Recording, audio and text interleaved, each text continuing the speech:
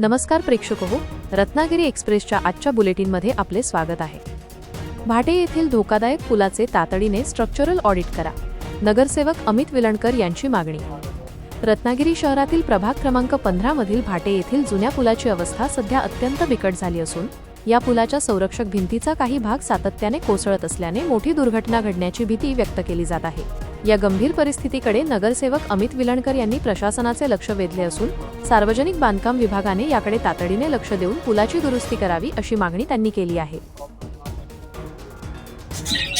नमस्कार, मी अमित विलणकर, नगरसेवक प्रभाग क्रमांक 15। आज आमच्या प्रभागातील भाटे हा जो जुना एक ब्रिज आहे, पूल आहे, त्या पुलाचं गेल्या अनेक वर्ष चांगल्या सुविधा असताना सुद्धा आता काही वर्षापासून त्याच्या साईडपट्टीच्या बाजूने तो ढासळला जातो। गेल्या वेळेला सुद्धा असं एक छोटासा तुकडा त्यातनं पडला होता आणि एका व्यक्तीच्या पायावरती पडून दुर्घटना घडली होती आणि आजही एक मोठ्या प्रमाणातील तुकडा साईडने पडून लहान मुलांच्या अंगावर पडता असतानाच वाचला आहे आणि सदरील पुलाचं थोडंसं स्ट्रक्चरल ऑडिट करावं का हा असा प्रश्नचिन्ह आता उपस्थित होतो।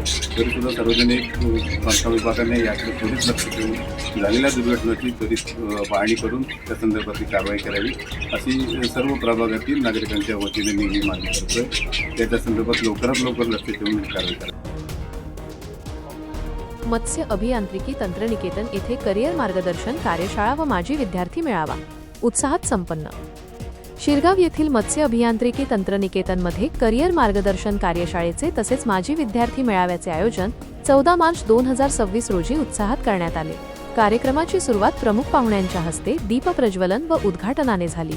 त्यानंतर महाराष्ट्र गीत, विद्यापीठ गीत आणि स्वागत गीताने कार्यक्रमाची सुरुवात झाली। मान्यवरांचे स्वागत प्राचार्यांच्या हस्ते करण्यात आले। प्रास्ताविक श्री निलेश मिरजकर यांनी केले। त्यानंतर कार्यक्रमात दिवंगत विद्यार्थ्यांना श्रद्धांजली अर्पण करण्यात आली। मार्गदर्शन सत्रात ICARCIFT येथील यंग प्रोफेशनल श्री शुभम महाडिक, कोळंबी शेतकरी श्री जतीन केनी तसेच जागतिक कृषी आणि अन्न संघटनेच्या कार्यक्रम समन्वयक डॉक्टर श्रुतिका सावंत यांनी विद्यार्थ्यांना करिअर विषयक मोलाचे मार्गदर्शन केले। त्यांनी मत्स्य व्यवसायातील स्थानिक, राज्यस्तरीय, राष्ट्रीय आणि आंतरराष्ट्रीय स्तरावरील संधी, उद्योजकता आणि रोजगाराच्या विविध मार्गांबाबत माहिती दिली। कार्यक्रमाच्या शेवटी महाविद्यालयाचे प्राचार्य डॉक्टर केतन कुमार चौधरी यांनी अध्यक्षीय मनोगत व्यक्त करताना सांगितले की मत्स्य अभियांत्रिकी क्षेत्रामध्ये रोजगार, स्वयंरोजगार आणि उद्योजकतेच्या भरपूर संधी उपलब्ध आहेत। शासकीय स्तरावरून सुद्धा मत्स्य व्यवसायाला चालना देण्याकरिता विविध योजना सुरू करण्यात येते आहेत। त्याचा फायदा पदविकाधारक विद्यार्थ्यांनी घ्यावा असे आवाहन केले। कांचन डिजिटल आयोजित पहिल्या मराठमोळी दुचाकीस्वार स्पर्धेला महिलांचा उदंड प्रतिसाद। 5 जणींना मराठमोळी दुचाकीस्वार किताब आणि मानाची पैठणी प्रदान। हिंदू नववर्ष स्वागत यात्रेत आकर्षक मराठमोळी वेशभूषा परिधान करून दिमाखात दुचाकीवर स्वार झालेल्या 5 जणींनी मराठमोळी दुचाकीस्वार हा किताब पटकावला। रत्नागिरीतील प्रसिद्ध कांचन डिजिटल फोटो स्टुडिओतर्फे यंदा अशी पहिली स्पर्धा आयोजित करण्यात आली होती।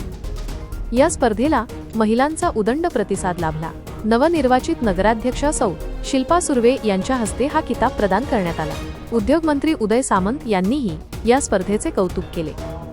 रत्नागिरीत गुढीपाडव्याच्या शुभमुहूर्तावर हिंदू नववर्षाच्या शुभारंभ दिनी काल मार्च 19 रोजी सकाळी 9 वाजता भव्य स्वरूपात निघालेल्या हिंदू नववर्ष शोभायात्रेतून तज्ज्ञ परीक्षकांनी 5 जणींची मराठमोळी दुचाकीस्वार या किताबासाठी निवड केली। यात सर्वप्रथम राजेश्वरी इंगवले यांची ह्या किताबसाठी निवड करण्यात आली। त्यांना नवनिर्वाचित नगराध्यक्षा सौ शिल्पा सुर्वे यांच्या हस्ते हा किताब प्रदान करण्यात आला।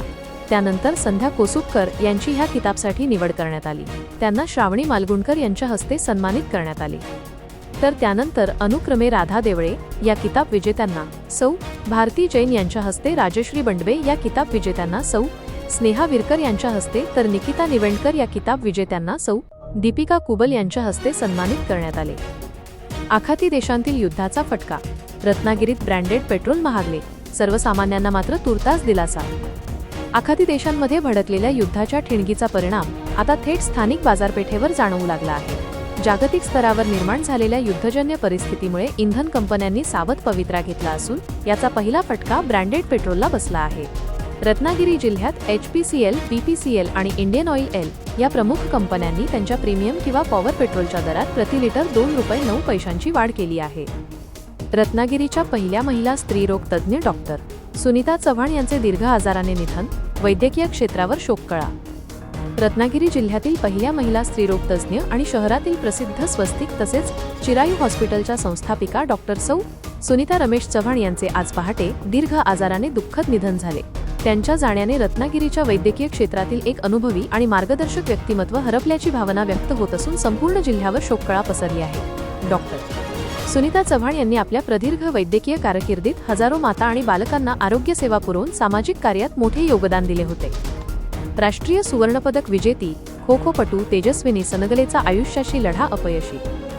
ज्या चपळाईने तिने खो खोच्या मैदानावर अनेक बलाढ्य प्रतिस्पर्ध्यांना हुलकावणी दिली आणि ज्या जिद्दीने आपल्या संघाला राष्ट्रीय सुवर्णपदक मिळवून दिले, तीच मैदानावरची सुवर्णकन्या तेजस्विनी सनगले काळाच्या पुढ्यात मात्र हतबल ठरली.